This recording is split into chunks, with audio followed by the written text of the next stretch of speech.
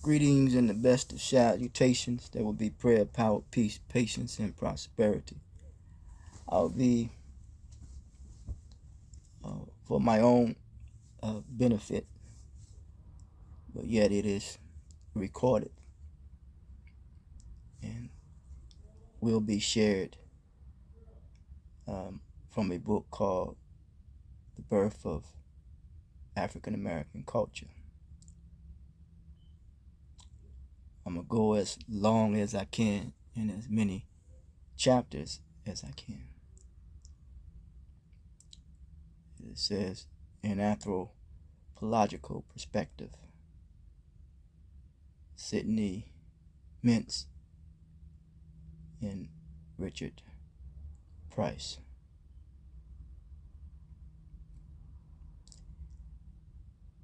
In this provocative study, two anthropologists add a measured voice to the debate of the roots of African American culture. Exploring the culture ties between Africans and African Americans, the authors argue that there was no single culture that enslaved Africans transported intact to the Americans. They suggest rather that the enslaved Africans from many societies began to forge out of common understanding and shared crisis a new culture with distinct institutions, religious belief, kinship roles, even during the nightmare of the Middle Passage. This compelling look at the well springs of culture vitality during one of the most dehumanizing experiences in history provides a fresh perspective of the African American past. The birth of African American culture is extremely useful in demonstrating how to approach and understand the meaning and shape of ethnic culture in the United States, a pioneering effort to explore black culture not as a pathology, but as a syncretic blend of cultures from an old and new worlds. Lawrence Levine, author of Black Culture and Black Consciousness, which is a good book as well. This classic study, long passed from the hand to hand among scholars, is important to know as it was at the time of its first publication. Mintz and Price posed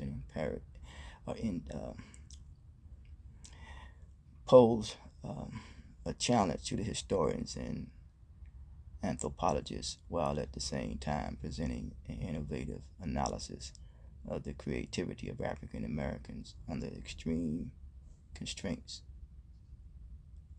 of slavery.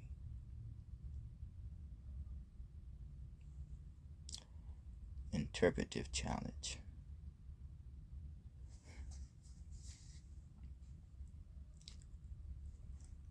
How can you interpret something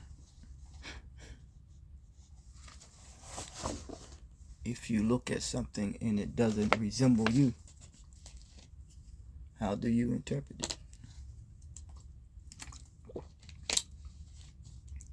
Resemble. Maybe someone is coming behind someone else. Someone else may be pointing away for someone else to come. But that which was before the individual may not been an individual, or the individual just could represent a sign of things to occur, things that will occur, and things that will happen. I'm going to read a little bit from this book. I really want to start off with something. I'm going to start with, thought it was going to be chapter 3. I'm looking for something specifically that I thought would resonate with or give some clarity when it comes to institutions. Okay, that's what it was, chapter 4.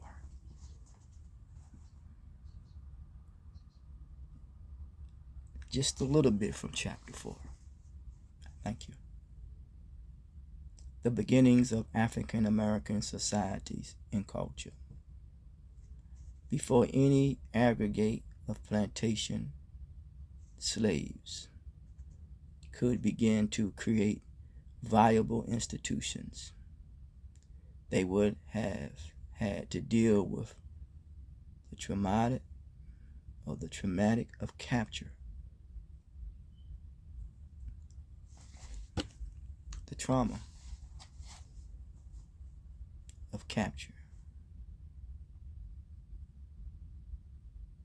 enslavement, and transport.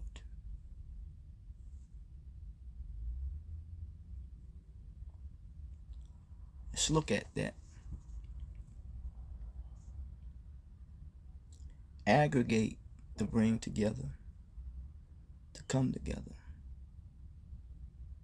What was it that brought them together?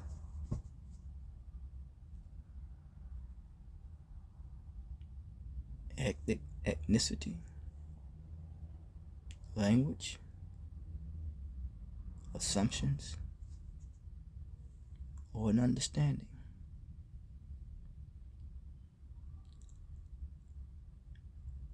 Of the plantation slaves could begin to create viable institutions.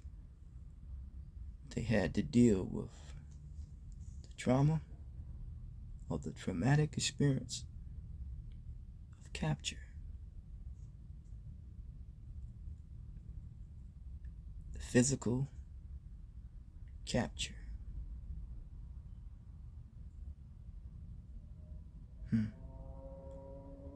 enslavement, transport. Hence, beginnings of what will later develop into African American cultures must date from the very earliest interactions of newly enslaved men and women on the African continent itself. They were shackled together in the coffins, packed into a dank factory, dungeons, squeezed together between the decks of stinking ships, separated often from their kinsmen tribesmen, or even speakers of the same language, left bewildered about their present and their future, stripped of all prerogatives of status or rank, at least so far as the masters were concerned, and homogenized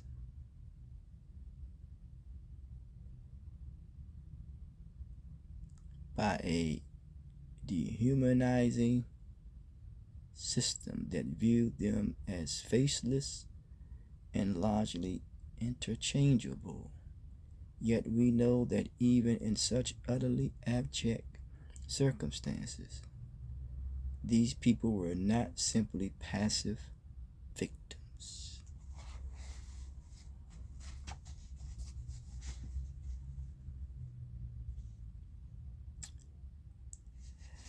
The introduction of the book.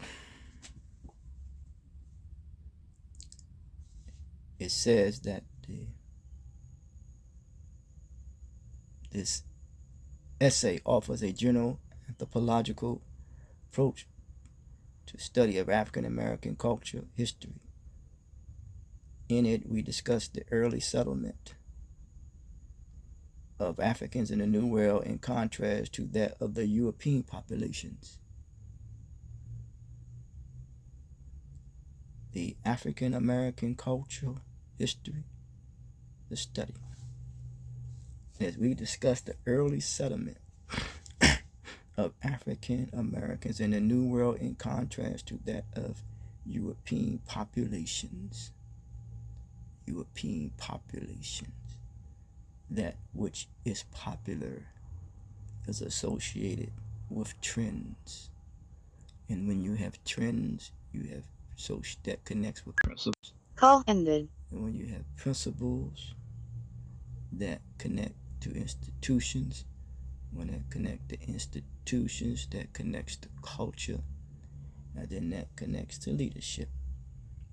Popular. And when we compare such settlement viewed as some kind of baseline to the forms of African American communities would later acquire. This is key here. No group, no matter how well equipped or how free to choose, can transfer its way of life and the accompanying beliefs and values intact from one locale to another. The conditions of transfer as well as the characteristics of the host setting, both human and material, will inevitably limit the variety and strength of effective transfers. In the process of New World settlement, it does. In the New World settlement, it goes almost without saying that Europeans and Africans participated in highly differentiated ways, though it may appear at the outset that the continuity and strength of the transferred culture materials weighed much more heavily in favor of the Europeans than of the Africans. We contend that a more sophisticated treatment of the content of transferred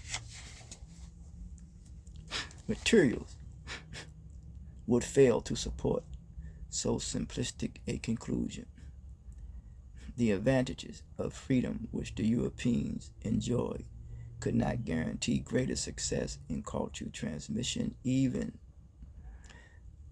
thought freedom made maintaining some cultural forms much easier. Even though freedom made maintaining some cultural forms easier. In spite of this, we believe the character of transfers and their subsequent transformations may argue at times for greater continuity in the case of African or Afro-America that in that of Euro-America, considering the extreme circumstances, hostile settings in which the transfers occur. It states that we believe in the book the character, the key word character, is the material that has been given to build on our humanity. That was stated by W. Imam Muhammad.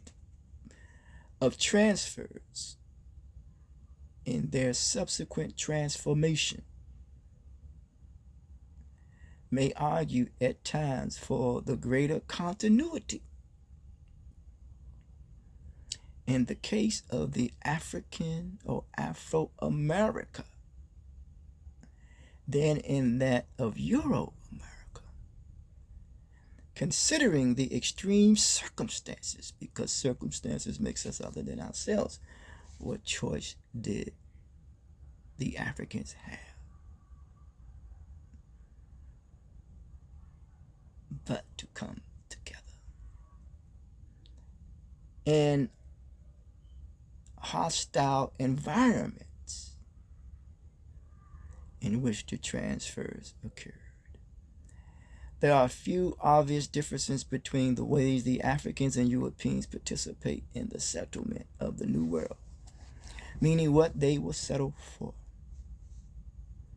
European settlement was undertaken for the most part by groups of colonists, this is key, representing particular national cultural traditions. Now we could associate it with identity politics, political state. English, Dutch, French, etc. Admittedly, such groups often originated in a Pacific province or province, where you have a governor, or region, leading to particular forming of one's character. To the settlement. Thus, in many cases, it might be demonstrated that Normandy and Ghani, rather than France, gave a distinctive character to one or another new colony. Enslaved Africans, however, were drawn from different parts of the African continent, from numerous ethnic linguistic groups and from different societies in any region.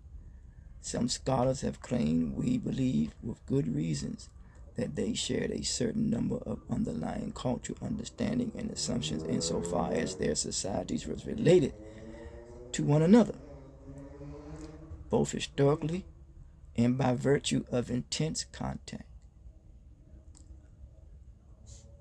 Other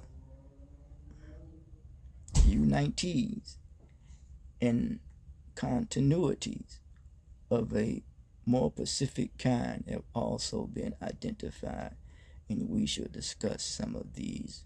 We do not believe, however, that those Africans who were enslaved and transported to the New World can be said to have shared a culture in the sense that European colonists in a particular colony can be said to have done so. Differences in scale of organization and a degree of regional homogeneity still must be analyzed in drawing this distinction, although this argument here is provisional. We set it forth recognizing the attendant risk. A primary contrast, then, one we shall develop and qualify later, in between the relatively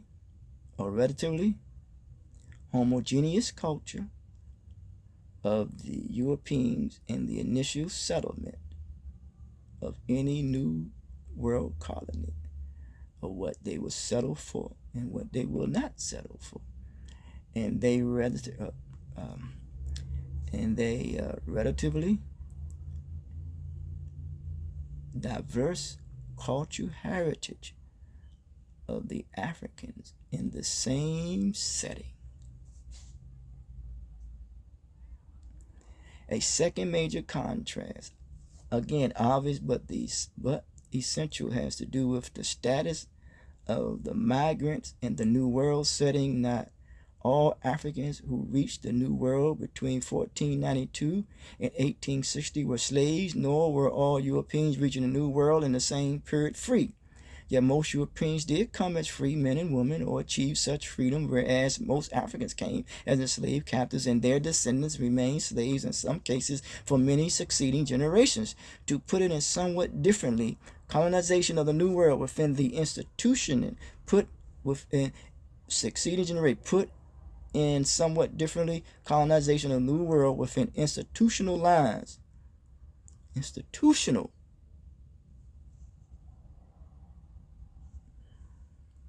Said earlier about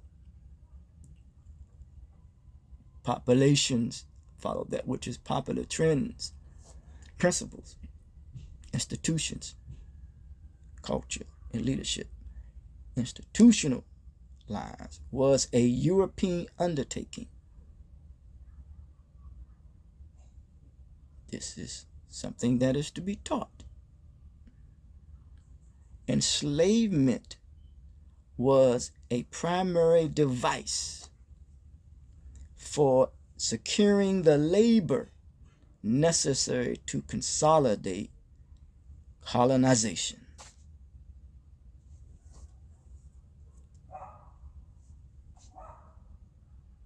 I will stop right there. Until next time, talk to you from this book. I will pick up next from the difference in status and power.